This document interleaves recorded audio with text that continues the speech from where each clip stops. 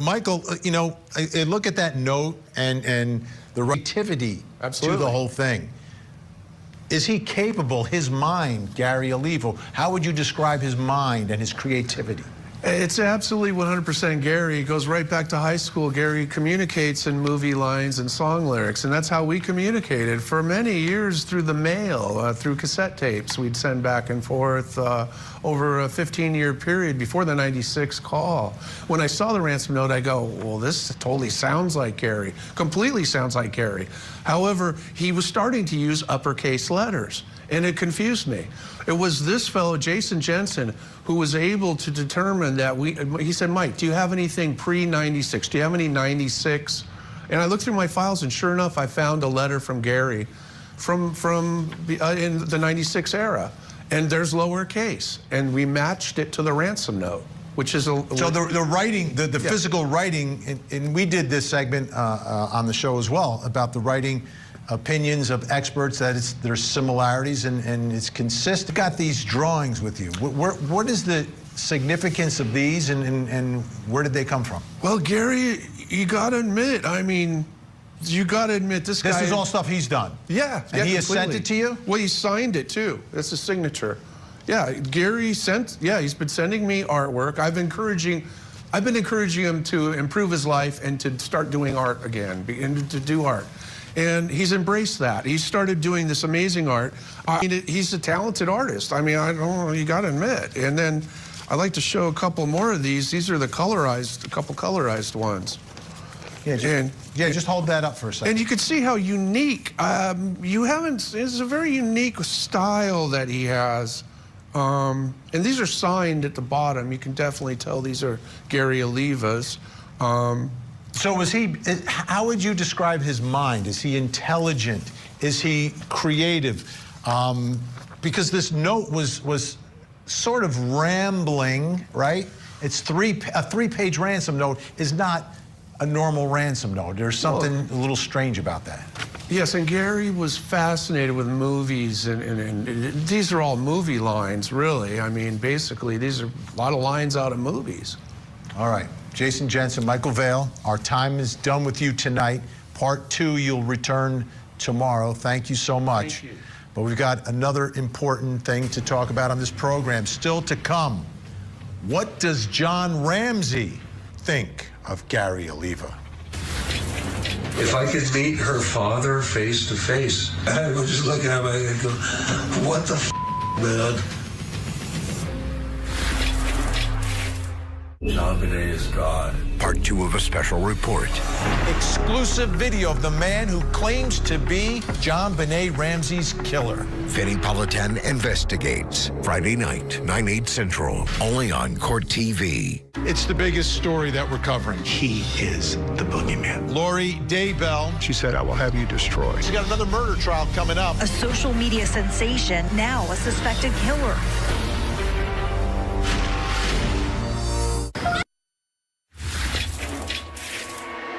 This horrible crime happened in December of 1996, and our officers responded to investigate. While I was not at Boulder Police 28 years ago, I have worked in policing for more than 20 years, and I want to assure to bring justice to Jonbenet and hold her killer responsible. So much of how law enforcement works has changed in the last 30 years. There are a number of things that people have pointed to throughout the years that could have been done better, and we acknowledge that is true. However, it is important to emphasize that while we cannot go back to that horrible day in 1996, our goal is to find Jonbenet Ramsey's killer. Our commitment to that has never wavered. I'll tell you what, there's a momentum right now that we haven't seen in years relative to this case, and hopefully the chief is right here, that we're gonna get some movement and get an answer to the question. Now, on this program, we've been taking a look at this video that Michael Vale recorded of his classmate from years ago, Gary Oliva. Gary Oliva saying a lot of things, has sent letters through the years, etc., was on the radar relatively early on, and that brings us to one of the most important questions of our investigation. And it is, what does John Ramsey think of Gary Oliva? And joining us to answer that question is Jonbenet Ramsey's father, John Ramsey. John, really appreciate it. I know this is never easy. It's always difficult, but you're always willing to speak, and we appreciate that. How about that? What do you think of Gary Oliva when I say that name? Well, you know, he came to our attention early on. We were getting, we hired a private investigator fairly early on when we realized the police weren't really doing their job, in our opinion. And we were getting a lot of calls basically saying, hey, I tried to call the police, I have information, they won't call me back. And Oliva came to our attention. The district attorney called our private investigator and said, this is a pretty interesting lead. Could you please follow up on it? I don't think the police will follow up on it. And so that's how we got introduced to Gary Oliva. And frankly, the circumstantial information that was given to me at the time was pretty compelling, that this person ought to be looked at pretty hard. In fact, I made the comment to our investigator. I said, this is the guy. They said, don't know that for a fact, but I assume that has been done. But I don't know. There's been probably half a dozen, maybe 4, 5, 6 people like him that have come to our attention that are very compelling potential suspects. Let me ask you a follow-up question, John. Jump to conclusion. Absolutely, yeah. Absolutely. That's the last thing you would ever do, because that's how we ended up where we are now. Yeah. Did you ever, as a family, go to a restaurant on Broadway Street called La Iguana? Does that sound familiar?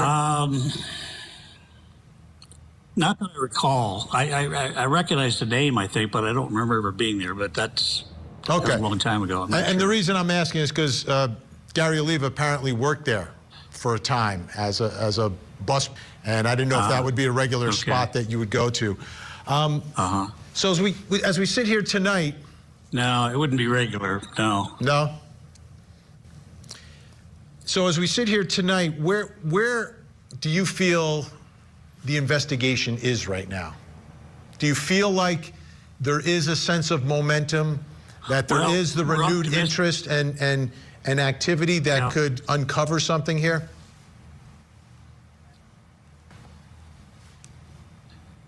Yeah, no, there's definitely, we have more hope than we've had in a long time. 2 things have happened. One, a new police chief has been brought in from the outside, which is important. I've met with him a couple times, decent guy, very good communicator. And they purged several detectives. Citizen Review Board recommended termination, which included the detective that had our case for 25 years. And he was a roadblock, quite frankly, to any progress. So those 2 things were significant. The house cleaning and then the new leadership, and we're optimistic that that they will do the things that can be done now with the latest technology. That's what So from your perspective right now, the key is going to be, you believe, technology, or are you still hopeful that someone comes forward with some information or someone makes an admission? Yeah, I believe that the case will be solved with DNA technology. You know, Lou Smith, the legendary detective that was brought in to work on this case by the DA early on, out of retirement, told me, he said, this case will be solved by DNA, period. And that's really what I believe as well.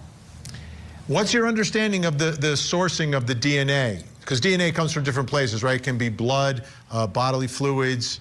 It can be, just touching, touch DNA. What is your understanding of the source of the DNA that has been tested or needs to be tested?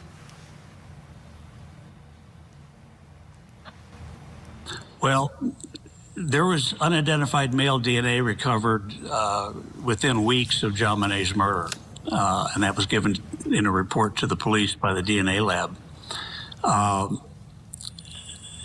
It was, I'm told, not a great sample, but it was good enough to put in the federal CODIS database. It was additional testing was done in 2008, approximately, using touch DNA, I think it's called, which is much more advanced than it was in 1997, and additional samples were recovered, which were consistent with the sample recovered in 1997. What we want to happen is for testing to be done by a cutting-edge lab where the latest technology is available and put in a format that is compatible with doing the public genealogy research that's been so successful. The format that's in the CODIS database, the federal database, is not the format that can be used for the genealogy research. It has to be retested, is my understanding. And that's what we would like done. We think there may be some other items that were taken from the crime scene by the police that were not tested. We don't know that for a fact, but that's the last we knew, that they had not been tested. We'd like those to be tested, as well as the items that were previously sampled early on, and to put into a format that can be used for genealogy research. And we have about a minute left. John, have you had those conversations with any of the detectives, the chief, the cold case unit? Well, I offered to meet with the cold case unit, and they didn't invite me. But no, not directly. I've communicated via email. We have a meeting scheduled with the chief of police, and hopefully the DA will be present later in January. And we're going to really hit that hard. Well, John Ramsey, thank you again so much for joining us. Just asking. You know, everyone who's watching right now is praying for that answer as well.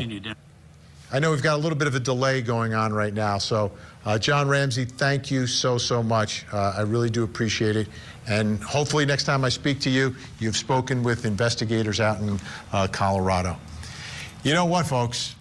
The bottom line is this case should be solved. It was far from the perfect murder, but was even further from the perfect investigation. It was a botched scene. There was tunnel vision and a lack of new approaches that has really hindered this case from the outset. So let's hope the new chief, the new investigators can turn that around and finally deliver justice for that little girl who was murdered in her own home, taken from her bedroom. I'm Vinnie Politan. You know we'll keep digging for the answers as the investigation continues.